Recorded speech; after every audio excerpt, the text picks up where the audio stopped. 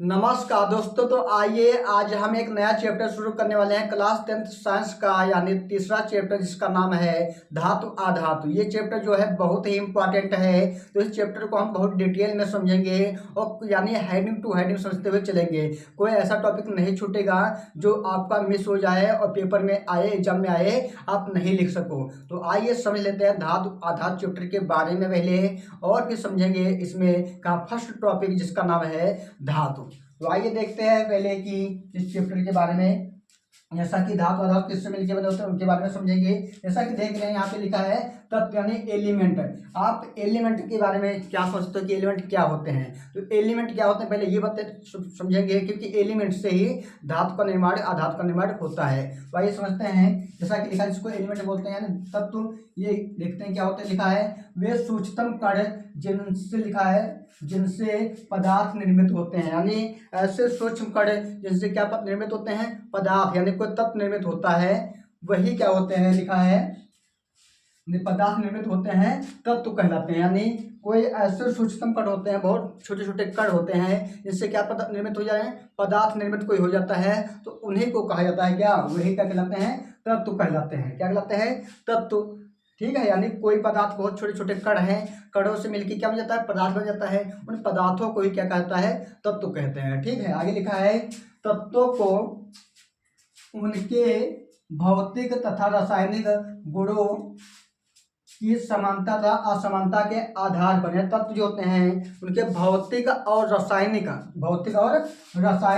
गुणों की समानता और असमानता के आधार पर जो तत्व हैं इनको कितने, लिखा है 3 श्रेणियों में, लिखा 3 श्रेणियों में बांटे गए हैं। यही तत्व जो है इनको भौतिक और रासायनिक गुणों की समानता असमानता के आधार पर ही 3 श्रेणियों में बांटे गए हैं। कौन कौन से 3 श्रेणी हैं इनकी? तो कौन सा है, लिखा है पहला धातु है, दूसरा कौन सा है, अधातु है, फिर इसी में क्या है, उपधातु है। धातु अधातु उपधातु यानी जो तत्व होते हैं ये 3 प्रकार के होते हैं, धातु अधातु उपधातु बोल सकते हो। इनकी किसके आधार पर होते हैं, यानी भौतिक या रासायनिक गुणों की समानता असमानता के आधार पर 3 प्रकार के होते हैं। ठीक है, तो पहले जो हम आज बात करेंगे इस वीडियो में, वो बात करेंगे धातु के बारे में। धातु बहुत ही इंपॉर्टेंट टॉपिक है, तो इसको हम बहुत आराम से बहुत डिटेल में पढ़ेंगे, जिससे आपको समझ में आ जाए और इसके प्रश्न भी हम कराते हुए आपको चलेंगे। तो आइए देखते हैं, यानी धातु जिसको बोलते हैं मेटल। तो धातु ये होता क्या है, तो आइए समझ लेते हैं धातु आखिर। लिखा जैसा कि वे तत्व जो उष्मा तथा विद्युत का चलन करते हैं, यानी वे तत्व जो उष्मा और विद्युत का चलन करते हैं। अब ये उष्मा विद्युत क्या होती है, उष्मा यानी भाप जिसको बोलते हो, वाष्प बोलते हो, उष्मा हो गई, और विद्युत यानी बिजली जो है इसका चलन करते हैं। यानी क्या होता है, उष्मा जो होती है, जो बिजली होती है, इसका चलन मतलब क्या करते हैं, चलन मतलब इस पार से उस पार निकाल देते हैं, वो क्या होते हैं, वही होते हैं क्या, धातु। यानी जो उष्मा होती है, यानी जैसे कि आप खाना बनाते हो जब, तो कढ़ाई जब रखते हो तो उसमें क्या होता है, और नीचे जलाते हो तो उसमें से क्या उष्मा यानी धुआं निकलता है, जिसको वही क्या भाप होते हैं। ये क्या है, क्योंकि जो कढ़ाई है लोहे की होती है, ये धातु है, तो ये क्या उष्मा का चलन कर रही है। और लिखा है विद्युत यानी जो बिजली होती है, बिजली का चलन करते हैं। बिजली यानी आप देखते हो कि जो घर में वायर लगा होता है, वायर में क्या होता है, कॉपर का तार होता है। कॉपर एक क्या है, धातु है, इसका क्या करता है, चलन करता है। तो ये भी क्या है, ये क्या है, धातु है। इससे हम लोग तत्व बोल सकते हैं वे तत्व जो उष्मा तथा विद्युत का चलन करते हैं, क्या कहलाते हैं, धातु कहलाते हैं। बहुत ही आपको आसान है, हमने परिभाषा धातु की बताई है ना, इजी है ना।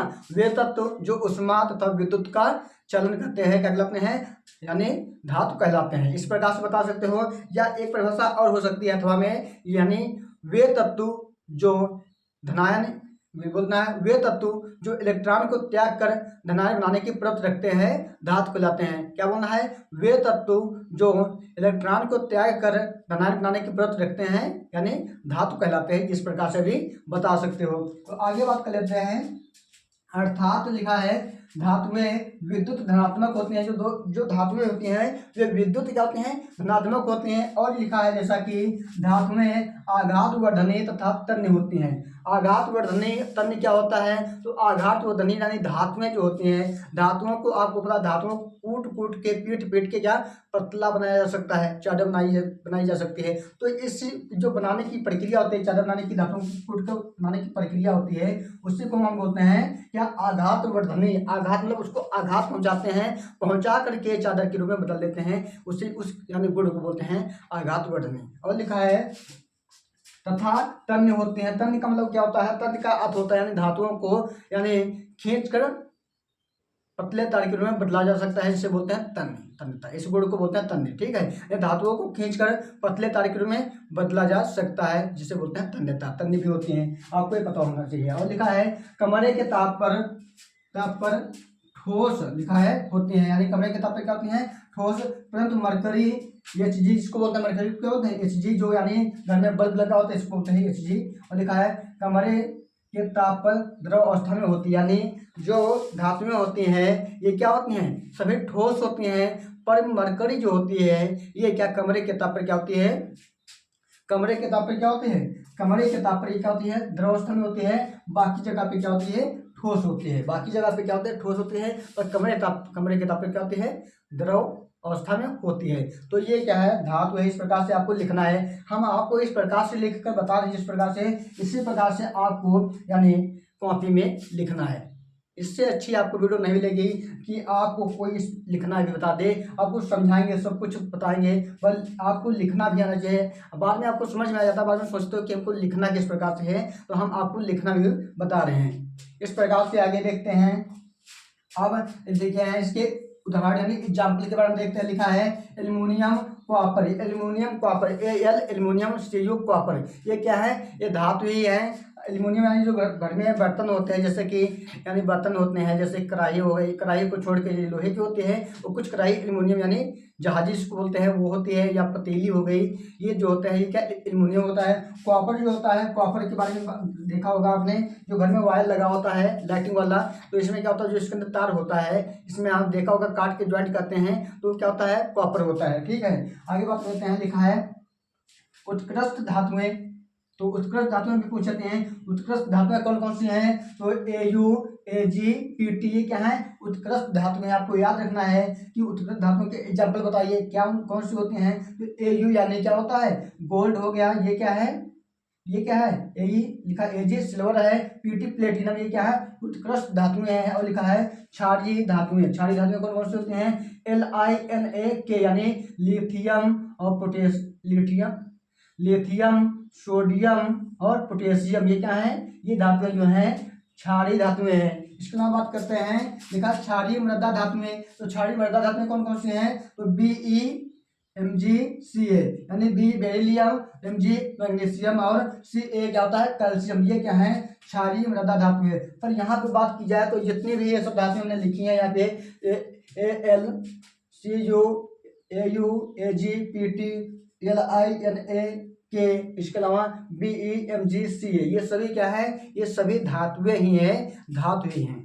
पर यहाँ पे सबके अलग अलग नाम बताए गए हैं। एल्युमिनियम कॉपर तो धातु है, धातु में सब लिख सकते हो, पर उत्कृष्ट धातु में पूछी जाए या क्षारीय धातु में पूछी जाए या क्षारीय मृदा धातु में पूछे हैं, तो इसी प्रकार से आपको बताना है, जिस प्रकार से हमने यहाँ पे लिखा है। तो आगे बात लेते हैं अब हम धातुओं के भौतिक गुण। धातुओं के भौतिक गुण ये बहुत ही इंपॉर्टेंट टॉपिक है। इसके भौतिक गुण बहुत ही इंपॉर्टेंट होते हैं, क्योंकि यहाँ से हर हेडिंग मतलब 1-2 नंबर में आ सकती है। तो आइए देखते हैं। धातु लिखा है धातुओं के प्रमुख भौतिक गुण निम्नलिखित हैं, यानी धातु जो होते हैं इसके प्रमुख निम्नलिखित गुण जो हैं बहुत ही इंपॉर्टेंट हैं, प्रमुख गुण है सभी। और लिखा है, तो लिखा है पहला गुण कौन सा है, धात्विक चमक। धात्विक चमक यानी लिखा है मेटेलिक लुस्टर, ये क्या है, धात्विक चमक जिसको बोलते हैं। तो आइए बात कर लेते हैं।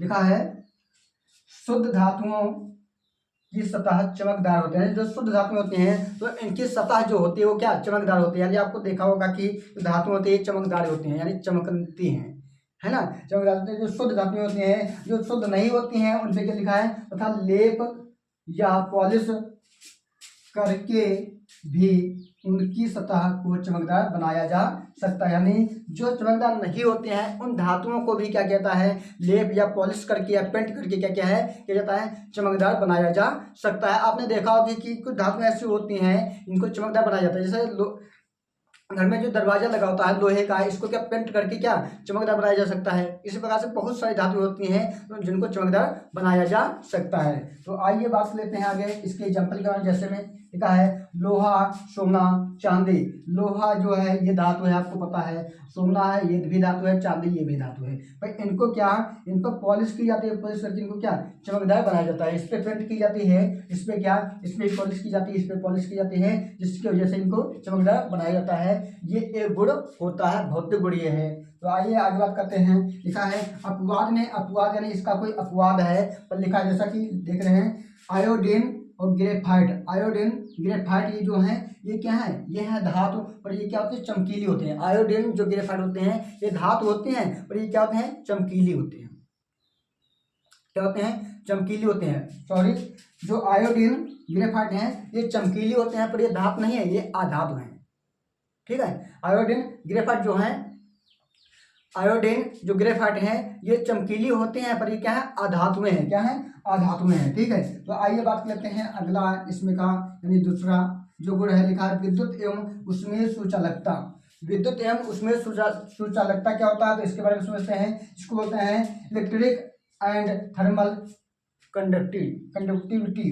तो आज बात कर लेते हैं। जैसा कि लिखा है अधिकांश धातुएं विद्युत एवं उष्मा की, यानी अधिकांश धातुएं विद्युत एवं उष्मा की सुचालक होती हैं। क्या होते हैं, सुचालक यानी अच्छा चालक होते हैं। किसकी, विद्युत और उष्मा की जो धातुएं होती हैं। आगे लिखा है अर्थात लिखा है सुगमता से विद्युत तथा उष्मा को अपने अंदर प्रवाहित होने देती है। यानी बहुत ही सरलता से क्या करते हैं, ये धातुएं जो होती हैं अपने अंदर विद्युत को प्रवाहित होने देती हैं, रोकती नहीं। धातुएं बहुत आसानी से जो विद्युत होती है, बिजली प्रवाहित हो सकती है। अगर करंट जो है इसमें अगर कोई धातु लेकर इसमें टच करोगे आपके हाथ में, तो करंट आपको मार देगा, है ना। तो ये क्या होते हैं, बहुत सरलता से यानी अपने अंदर यानी बिजली को प्रभावित करने से नहीं रोकती हैं। आगे लिखा है जैसा कि जैसे में लिखा है चांदी तांबा है। चांदी तांबा में अधिक से अधिक बिजली यानी प्रवाहित बहुत जल्दी प्रवाहित हो सकती है।